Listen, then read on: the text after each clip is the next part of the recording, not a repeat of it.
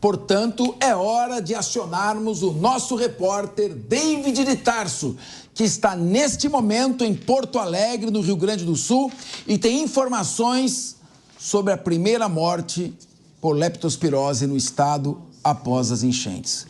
Boa tarde, David. Conta para nós como é que está a situação aí. Oi, Capês. Boa tarde também aos amigos da bancada.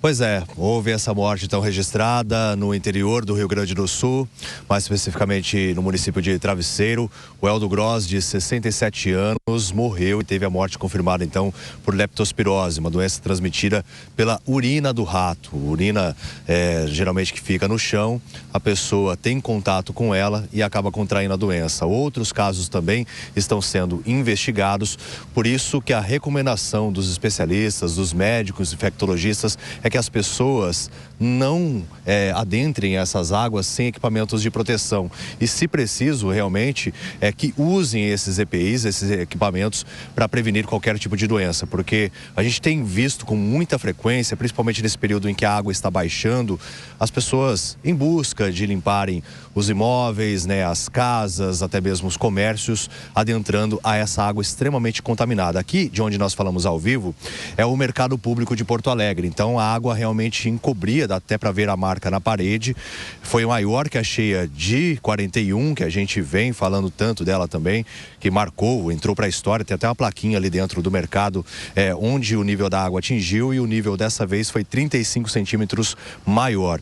Eu vou pedir para o Cris voltar aqui para a imagem, para justamente a gente poder observar também em relação ao bueiro, muitos bueiros abertos. Então, além do risco de leptospirose, porque a gente, nesse mesmo ponto, nós encontramos um rato morto logo quando nós chegamos no sábado. E aí tem muitos bueiros abertos também. Então tem essa situação do contato da água, do esgoto, porque eles estão entupidos.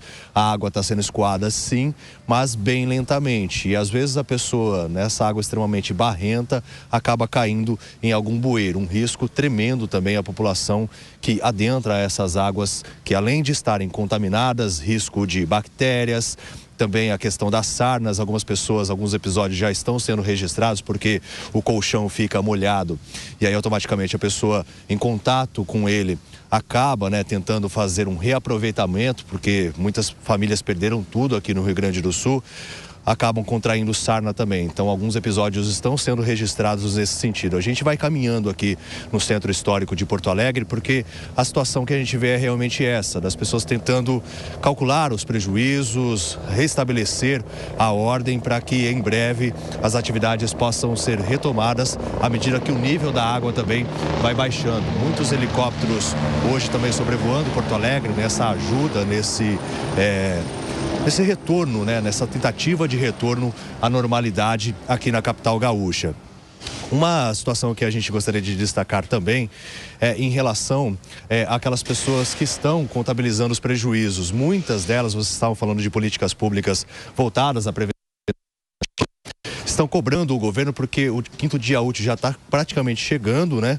E em relação à ajuda para que a folha de pagamento, assim como aconteceu na pandemia, possa ocorrer a esses comerciantes, principalmente aos pequenos. A gente vê o pessoal aí, trabalhando, tentando limpar, organizar aquilo que perderam, e tem muitos que têm funcionários e não sabem como vão fazer para realizar o pagamento, então, desses colaboradores. Uma situação extremamente difícil a vivida aqui no Rio Grande do Sul por parte desses comerciantes. A gente, infelizmente, registrando essas cenas tristes, né? Pessoal contabilizando prejuízos e vidas também que foram perdidas. A última atualização é de 157 mortes por causa da cheia no Rio Grande do Sul, por causa de toda essa enchente nos mais diferentes municípios, mais de 460 municípios afetados. Então, realmente, esse número expressivo chama bastante atenção, viu, Capês? David de Tarso, enquanto você falava, a produção, aliás, de maneira muito oportuna, colocava imagens que estamos vendo agora de pessoas caminhando descalças ou com calçados sem meia sobre a enchente. Aqui é a imagem de um rato morto, está aí nesse momento. Então, realmente é necessário muita cautela. Eu tenho antes uma pergunta para fazer para você. Você se deslocou de carro para Porto Alegre, não é? Quantas horas de viagem? Como é que você acessou a cidade pelas vias terrestres? Pois é, Capês, a gente fez uma viagem de carro, viagem essa que durou cerca de 16 horas. Eu pedi pro Cris vir bem devagarzinho pra gente também, enquanto eu vou falando, conseguir ir mostrando com as imagens, aqueles que nos acompanham pela TV, né? Esse momento de reconstrução aqui na capital gaúcha. Foram 16 horas de viagem, a gente viu sim também muita solidariedade, viu? Diversos caminhões com placas, caminhonetes, as pessoas tentando ajudar da maneira como podem. Até me chamou bastante atenção, tem repetido várias vezes ao longo da programação, um caminhão que tinha placas de Fortaleza, vindo de Fortaleza, mais de 4.000 quilômetros aqui para a capital gaúcha. Então, realmente, essa solidariedade tem vindo, até mesmo pedido agora, para que pare um pouco de enviar água, já tem um estoque suficiente.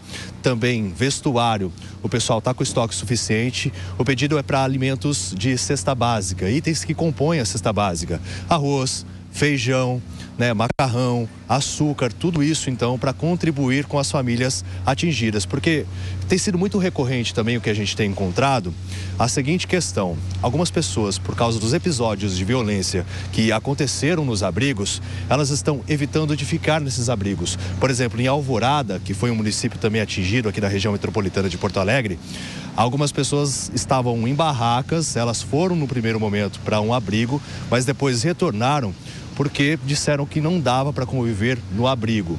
Só que em Porto Alegre são cerca de 14.000 pessoas que estão sendo atendidas. No Rio Grande do Sul são mais de 70.000.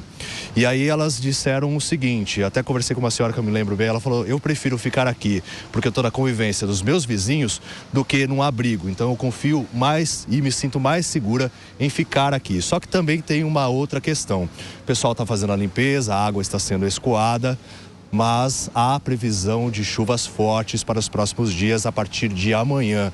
Até mesmo a Defesa Civil do Rio Grande do Sul não fez estimativas em relação a milímetros, mas emitiu alertas que a água pode avançar sobre aqui o Rio Guaíba e outros lagos também, e outros rios, e com isso alguns pontos voltar a ter enchentes. A gente acompanhou também uma operação realizada pela Companhia de Saneamento Básico de São Paulo, a Sabesp, onde houve a instalação de uma bomba. Está sendo instalada uma outra para que essa água seja drenada, porque muitas casas de máquinas foram prejudicadas devido à inundação dos geradores. Essas casas então pararam de funcionar, ou seja, essas bombas puxando, fazendo a sucção da água mesmo, para que possa haver o escoamento, para que a água seja filtrada e seja devolvida ao rio. Mas essa operação ainda não foi concluída. A gente tem a informação que as margens do rio Gravataí, por exemplo, no bairro Sarandi, aqui de Porto Alegre, que foi bastante atingido também, que vai fazer essa drenagem, a bomba ainda não foi colocada. Eu vi há pouco também vocês falando sobre o Salgado Filho. A próxima bomba a ser colocada vai ser também para fazer essa drenagem do aeroporto Salgado Filho. Então, há toda a situação, no Rio Grande do Sul acontecendo, e a gente acompanhando cada informação, cada detalhe.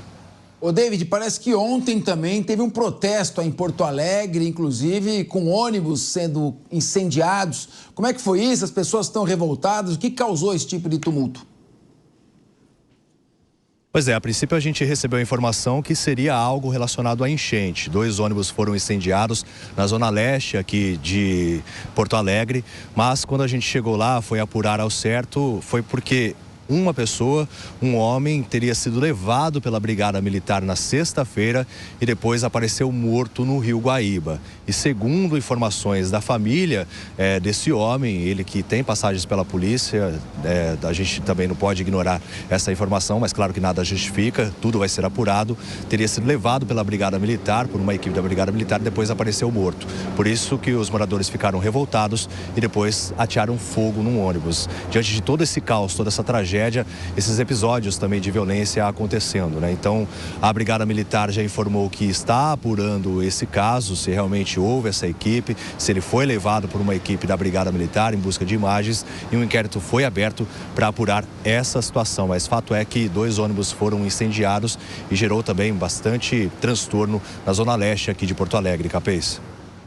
David Tarso, diretamente de Porto Alegre, no epicentro da calamidade, trazendo as informações para nós. Vamos seguir aqui com o nosso debate, também falando um pouco sobre essa criminalidade que está ocorrendo, criminosos oportunistas que estão praticando todo tipo de delito. Delitos sexuais, furtos, roubos. Por isso as pessoas têm medo de ir ficar em abrigos.